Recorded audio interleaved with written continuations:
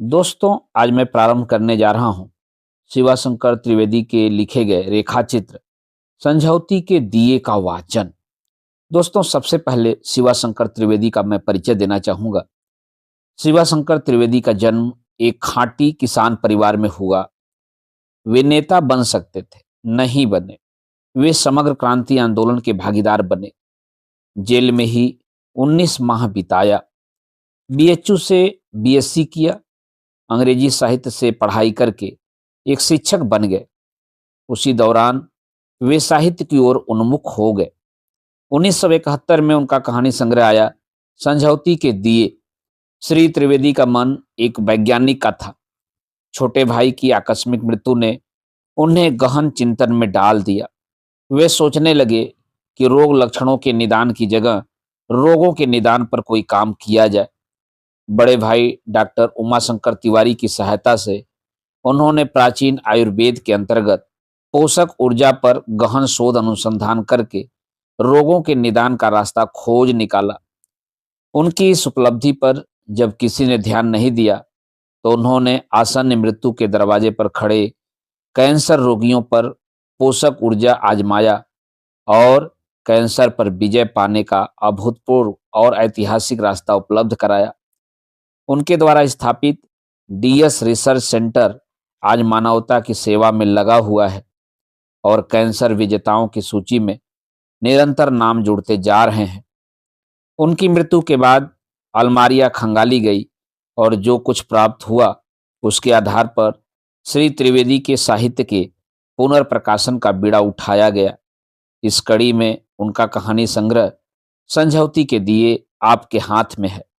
श्री त्रिवेदी के सृजन के पुनर्प्रकाशन का यह क्रम आगे भी जारी रहेगा। दोस्तों, संझौती के दिए जिसे लिखा है शिवाशंकर त्रिवेदी ने, यह डीएस फाउंडेशन द्वारा प्रकाशित हुआ है। संझौती के दिए की भूमिका निम्नलिखित है। शाम ढलती है, रात होने लगती है। मटमैले गांव और उनके हरे भरे परिवेश सांस रोककर अंधकार में डूबने लगते हैं। पखेरुओं के स्वर मंद पड़ने लगते हैं।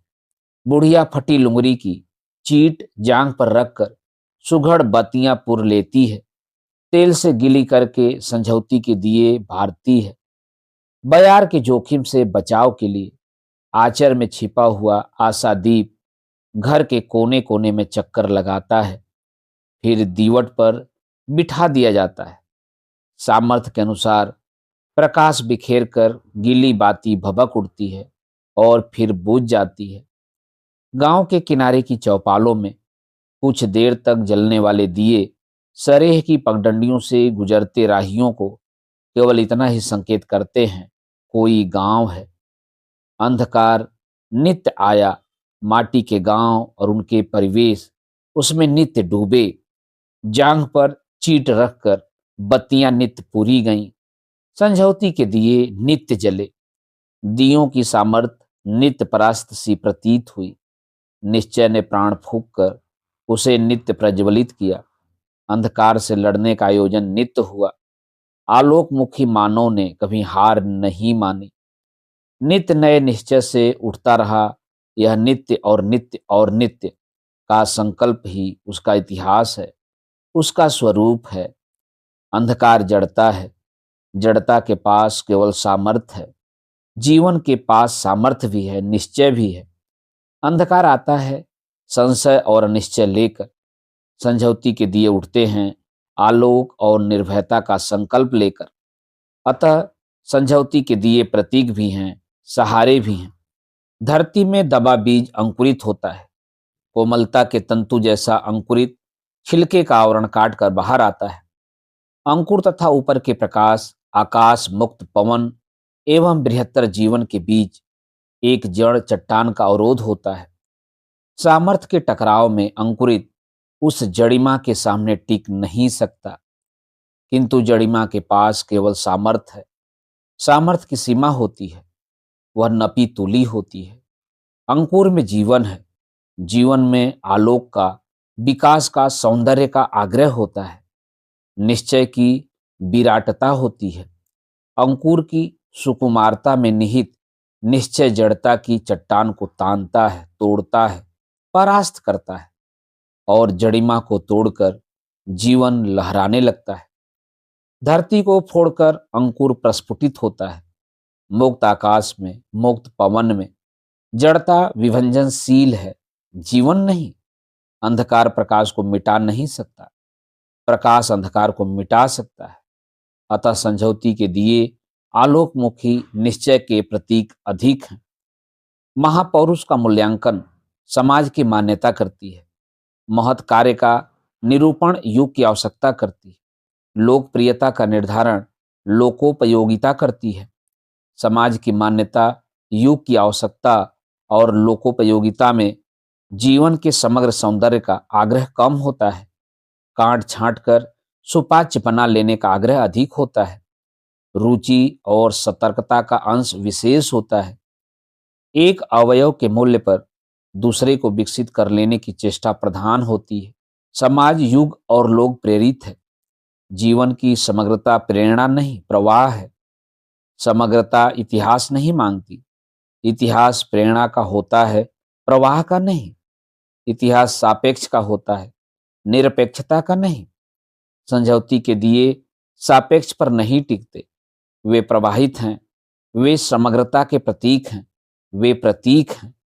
और यह प्रवाह जब विराटता में अवतीर्ण होगा, जीवन जब आलोक से भर जाएगा, जब समग्र परिवेश ही आलोक बन जाएगा, तब संझौती के दिए विस्मृति में विलुप्त हो जाएंगे। महत आलोक में हल्का आलोक घुलता ही है। विस्मृति अपना शुष्क मांगती ही है। हर विकास को, हर विस्तार को कुछ शुल्क देना पड़ता है। स्वरूप का उदय प्रतीक का शुल्क चुकाता है। शाम के ढल जाने पर सरेह की पगडंडियों से गुजरते राहियों को चौपालों के लिए संकेत देते हैं। कोई गांव है, दिए नहीं दिखते। दिखती है हल्के वृत्त के अध सुलझे परिवेश में तैरती एक झिलमिल, और उस झिलमिल में कांपती एक मंद मंद लौ। राही का ध्यान राह पर होता है, अतः वह संझौती के दियों की झलक भर देख पाता है।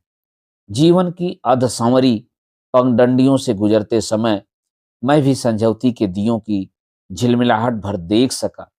कुछ झलकें विस्मृत नहीं हुई, उन्हें ही प्रस्तुत कर देने का प्रयास किया है। ये रेखाचित्र नहीं है। रेखाचित्र एक पक्ष को व्यक्त करता है। यहाँ भी एक पक्ष की झलक है, वह पक्ष जो मेरी ओर था। किंतु चित्रांकन गति के एक बिंदु का होता है। संझौती के दियों में प्रवाह बोध है, चित्र केवल सामर्थ्य का होता है। संझौती के दियों में सामर्थ्य भी है, निश्चय भी है। निश्चय गति बोध है और प्रवाह बोध भी। गति में केवल बह जाने का बोध है, प्रवाह में बह जाने का और रह जाने का भी। प्रवाह इति में नेति का गुम्फन है। अतः संझौती के दिए संझौती के दिए हैं। संझौती के दियों की ममता ने दृष्टिकोण नहीं बदलने दिया। मेरी भावुक अवस्था ने उन्हें हिला घुमा कर देखने से सदैव मना किया। आवश्यकता पड़ने पर मैं ही थोड़ा अगल बगल हो गया हूं तथा अपने आधार को ही नए कोण पर मोड़ लिया है। इस जीवट पर उन दियों के बिंब हैं जो अबोधावस्था से ही झिलमिलाते आए हैं। अन्य मोड़ों से प्राप्त बिंब भी हैं, पर फिर कभी। शिवाशंकर त्रिवेदी। दोस्तों, अभी आप सुन रहे थे संझौती के दिए कहानी संग्रह की भूमिका, जिसे लिखा है शिवाशंकर त्रिवेदी ने। दोस्तों, अब आप मेरे वाचन के अगले क्रम में संझौती के दिए कहानी संग्रह के कहानियों को सुन सकते हैं।